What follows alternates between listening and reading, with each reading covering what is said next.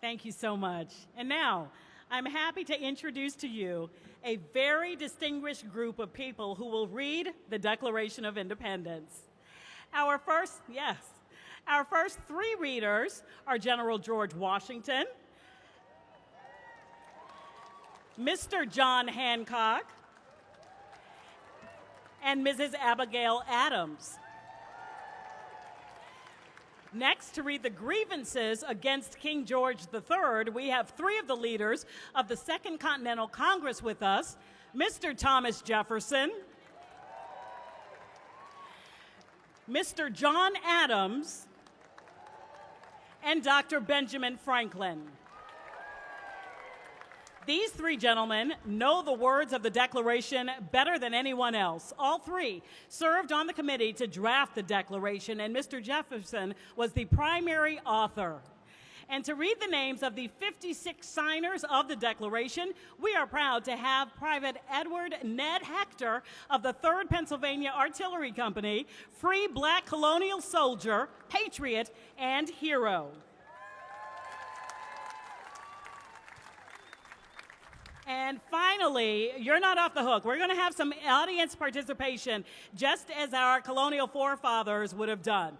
As our special guests read the grievances against King George, watch for James Forten. Where are you, James? Watch for James Forten, historical abolitionist, Philadelphia sailmaker, and our town crier today. He'll assist by our volunteers holding the signs telling us when we will express our displeasure with a hearty boo. Can we try it? Boo. You can do better than that. Can we do it? That was a voice from somewhere back here. Can you do better than that? And now, the Declaration of Independence. We're going to huzzah. In Congress, July 4th, 1776, the unanimous Declaration of the 13 United States of America. Huzzah! When, in the course of human events, it becomes necessary for one people to dissolve the political bands which have connected them with another, and to assume among the powers of the earth the separate and equal station to which the laws of nature and of nature's God entitle them. A decent respect to the opinions of mankind requires that they should declare the causes which impel them to the separation. We hold these truths to be self-evident, that all men are created equal. Huzzah! Huzzah! That they are endowed by their Creator with certain unalienable rights, and that among these are life, liberty, and the pursuit of happiness. Huzzah! Huzzah! That to secure these rights, governments are instituted among men, deriving their just power from the consent of the governed. Huzzah! Huzzah! That whenever any form of government becomes destructive of these ends, it is the right of the people to alter or abolish it. Huzzah! And to institute new government, laying its foundation on such principles and organizing its powers in such form as to them shall seem most likely to affect their safety and happiness. Huzzah! Huzzah! Prudence indeed will dictate that governments long established should not be changed for light and transient causes. Huzzah! Huzzah! And accordingly, all experience hath shown that mankind are more disposed to suffer while evils are sufferable than to right themselves by abolishing the forms to which they are accustomed.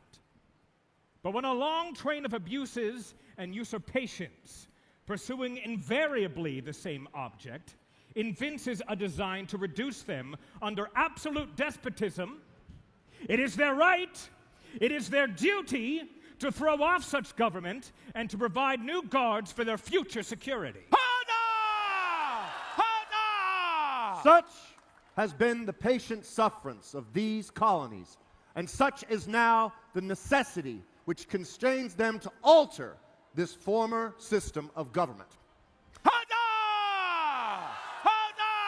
The history of the present King of Great Britain is a history of repeated injuries and usurpations, all having in direct object the establishment of an absolute tyranny over these states.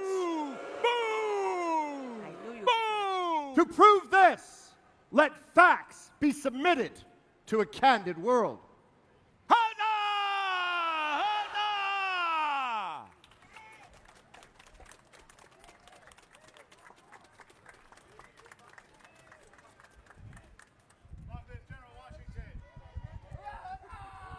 He has refused his not too assent to laws, the most wholesome and necessary for the public good. Lots of booing. He has forbidden his governors to pass laws of immediate and pressing importance unless suspended in their operation till his assent should be obtained. And when so suspended, he has utterly neglected to attend to them. He has refused to pass other laws for the accommodation of large districts of people, unless those people would relinquish the right of representation in the legislature, a right inestimable to them and formidable to tyrants only. He has called together legislative bodies at places unusual, uncomfortable, and distant from the depository of their public records for the sole purpose of fatiguing them into compliance with his measures. He has dissolved representative houses repeatedly for opposing with manly firmness his invasions on the rights of the people. He has refused for a long time after such dissolutions to cause others to be elected, whereby the legislative powers, incapable of annihilation, have returned to the people at large for their exercise, the state remaining in the meantime exposed to all dangers of invasion from without and convulsions within. He has endeavored to prevent the population of these states, for that purpose obstructing the laws for naturalization of foreigners, refusing to pass others to encourage their migrations hither, and raising the conditions of new appropriations of lands. He has obstructed the administration of justice by refusing his assent to laws for establishing judiciary powers. He has made judges dependent on his will alone for the tenure of their offices and the amount and payment of their salaries. He has erected a multitude of new offices and sent hither swarms of officers to harass our people and eat out their substance. He has kept among us, in times of peace, standing armies without the consent of our legislature.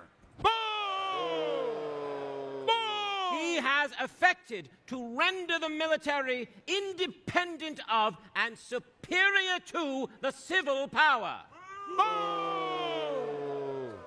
He has combined with others to subject us to a jurisdiction foreign to our Constitution and unacknowledged by our laws, given his assent to their acts of pretended legislation for quartering large bodies of armed troops among us, for protecting them by a mock trial from punishment for any murders which they should commit on the inhabitants of these states, for cutting off our trade with all parts of the world, for imposing taxes on us without our consent,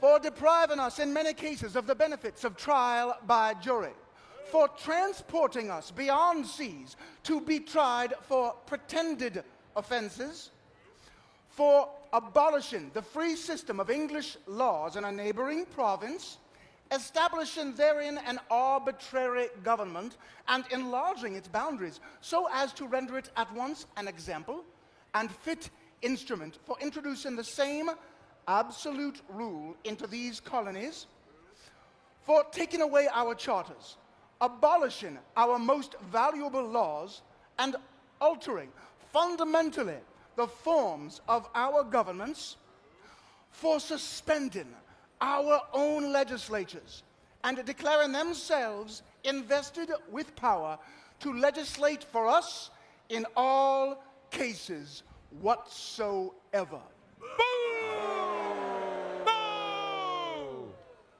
He has abdicated government here by declaring us out of his protection and waging war against us. He has plundered our seas, ravaged our coast, burnt our towns, and destroyed the lives of our people. He is at this time transporting large armies of foreign mercenaries to complete the works of death, desolation, and tyranny, already begun with circumstances of cruelty and perfidy scarcely paralleled in the most barbarous ages, and totally unworthy the head of a civilized nation. He has constrained our fellow citizens taken captive on the high seas to bear arms against their country, to become the executioners of their friends and brethren, or to fall themselves by their hands. He has excited domestic insurrections amongst us and has endeavored to bring on the inhabitants of the frontiers, the merciless Indian savages, whose known rule of warfare is an undistinguished destruction of all ages, sexes, and conditions.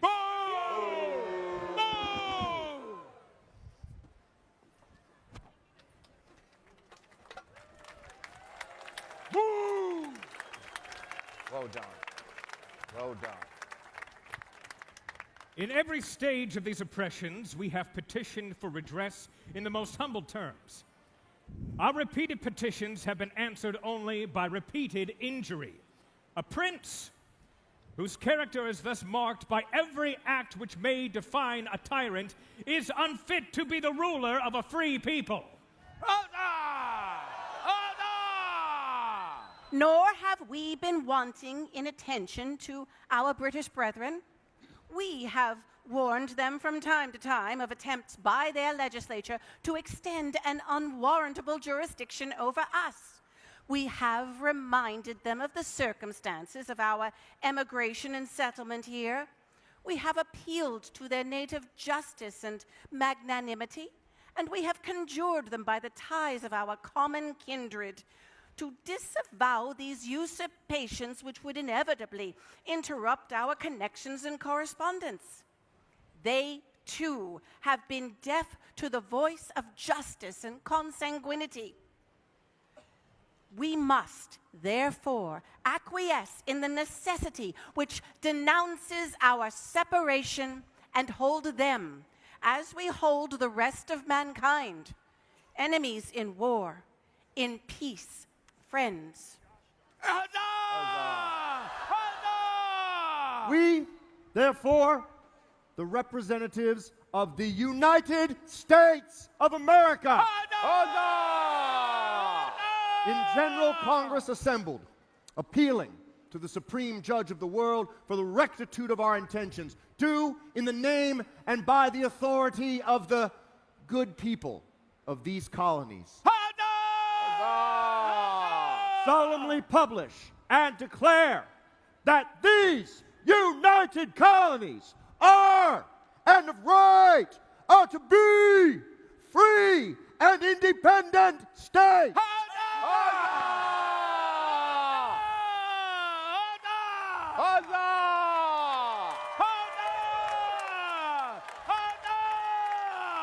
That they are absolved of all allegiance to the British Crown, and that all political connection between them and the state of Great Britain is, and ought to be, totally dissolved.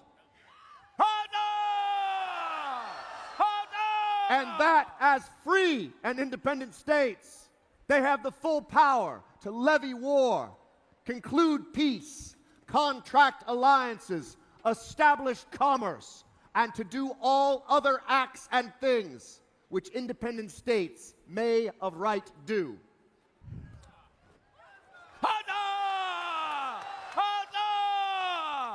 And for the support of this declaration, with a firm reliance on the protection of divine providence, we mutually pledge to each other our lives, our fortunes, and our sacred honor.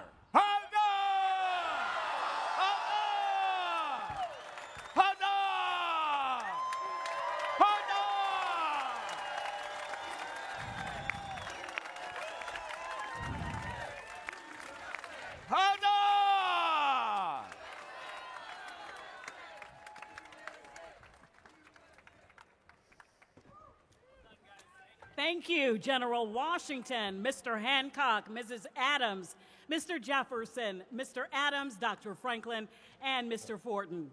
How stirring it is to hear those words just as they were written 248 years ago. How about another rousing round of applause?